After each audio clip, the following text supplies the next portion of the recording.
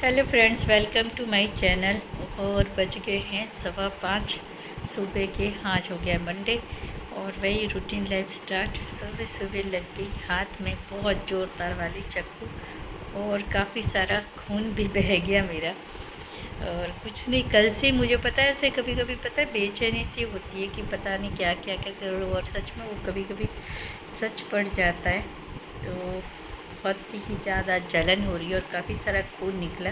खून बंद हो गया है अभी, लेकिन प्याज फिर छुआ तो थोड़ी जलन हो गई, क्योंकि डिप में लगी बहुत शार्प चाकू थी। तो थोड़ी स्वेलिंग आ गई है, लेकिन कोई बात नहीं, धीरे धीरे ठीक हो जाएगी। तो ये देखिए फ्रेंड्स, क्योंकि तुरंत मैंने हल्दी भर दी थी। जैसे ही बहुत ब्लड बहने लगा, हल्दी से काफ़ी देर तक दबा के रखा था, लेकिन वापस मैंने दूध की तपेली उठाई तो वापस फिर थोड़ा सा ब्लड चालू हो गया था। मैंने वापस फिर इसको न्यूस्प्रिन पाउडर लगा के वापस इसको कर दिया है। लेकिन अब आटा गूंदना, क्योंकि मैं लेफ़्ट हैंड से काम करती हूँ, तो मेरे लिए बहुत मुश्किल हो रहा है। अब कैसे, ये तो फिर सोचा कि पुलाव और पोहा ऐसा खाना दे देती हूँ टिफ़िन में, जिससे मुझे आटा ना गूंदना पड़े। और फिर से ये जो घाव है, ये क्योंकि ये चाकू यहाँ से घुस के नाखून तक अंदर घुस गई थी और मैं काट रही थी बनाना, 2 पार्ट कर रही थी, और बहुत शार्प है तो मुझे लगा कि इससे अच्छे से हो जाएगा, लेकिन कोई नहीं, लग गई। और वो जो प्रोफेशनल होते हैं फ्रूट्स वाले, वो जो काट के हमें देते हैं, वो पता नहीं कैसे काटते हैं। तो मैंने सोचा चलो हम भी आज ऐसे ही ट्राई करते हैं, लेकिन लग गई मुझे। तो आप लोग भी प्लीज़ ऐसे घर पे ज़्यादा इस तरह से कोशिश ना करें। अपने घर की शार्प नाइफ को बिल्कुल भी नहीं, हल्का सा भी ध्यान इधर उधर वो लग जाए। काफ़ी सारा ब्लड निकला, थोड़ी देर के लिए चक्कर से भी आने लग गए थे, लेकिन हल्दी से दबा के रखा तो पहले तो पानी के नल के नीचे हाथ को दबा के धोया और उसके बाद में हल्दी से दबा के रखा तो ब्लड बंद हो गया था। लेकिन ये वही कि मैंने दूध की तपेली उठाई तो फिर से लेफ़्ट हैंड से काम कर रही हूँ। अगर राइट हैंड में लगता तो मुझे इतनी प्रॉब्लम नहीं होती, लेकिन लेफ़्ट में लगाए तो थोड़ी प्रॉब्लम ज़्यादा हो रही है। लेकिन कोई बात नहीं, धीरे धीरे सुबह होते होते धीरे धीरे सब कुछ अपने आप ही नॉर्मल हो जाएगा। हो गई है शाम और फ्रेंड्स, ये उबल रही है मस्त चाय, एकदम अदरक वाली।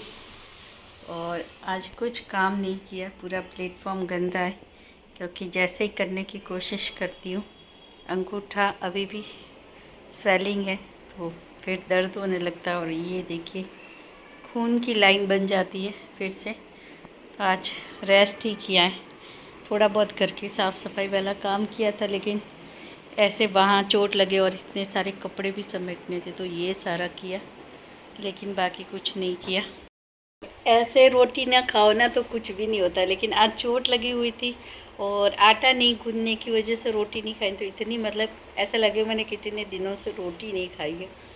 तो ऐसा ही होता है, जब आपको नॉर्मल होते तो आपको कुछ ऐसा नहीं रहता, लेकिन जब ऐसे कुछ हो जाए, चोट वोट लग जाए, तो बहुत परेशानी सी लगती है।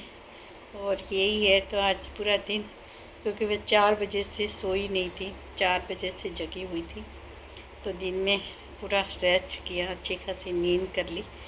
और अब देखूंगी, चल के जाऊंगी, क्योंकि मुझे लग रहा है एक्टिवा चलाने में भी शायद मुझे थोड़ी प्रॉब्लम हो सकती है। तो आज के दिन तो प्रॉपर रेस्ट ही दे रही हूँ इस हाथ को, कुछ भी काम नहीं करना है, क्योंकि मैंने आज राइट हैंड से कितने सालों के बाद खाया, तो इतनी मुझे मुश्किल हो रही थी खाने में भी कि कैसे खाऊं। मुश्किल से खाना ख़त्म किया और मन भी नहीं कर रहा था। तो सुबह की ऐसी कोई गारंटी नहीं है कि सुबह उठेंगे अपने हिसाब से काम करेंगे, अपने प्लानिंग से होगा। मंदिर की सफाई करनी थी, वो मेरे लिए था कि मुझे बस मंदिर की सफाई भी अच्छे से करनी है। काफ़ी टाइम से मंदिर की सफाई नहीं हुई थी, तो वो भी करना था, लेकिन वो भी नहीं हुआ। तो बस यही है, कि हमारा सोचा हुआ कभी भी कुछ नहीं होता। कहीं मैंने पढ़ा था कि भगवान ने समय और क्या काम है वो सब भगवान ने निश्चित कर रखा होता है।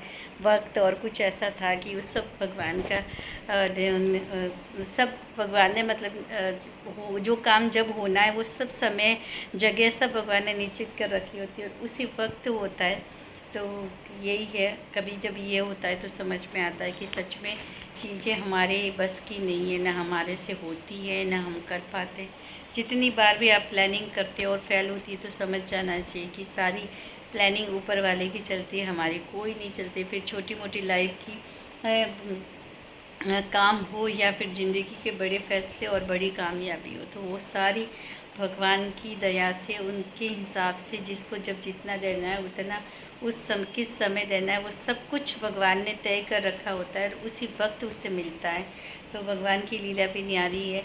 हम समझ नहीं पाते, कई बार इंसान रह के सोचते हैं कि हमारा हिसाब से होता है। जैसे आज मैं अगर ये कहूँ कि मेहनत करनी चाहिए और उसके बाद आपने थाली भर दी और वो कोर आप मुंह में नहीं डाल पाओ, तो फिर कह सकते कि किस्मत में हमारे नहीं था।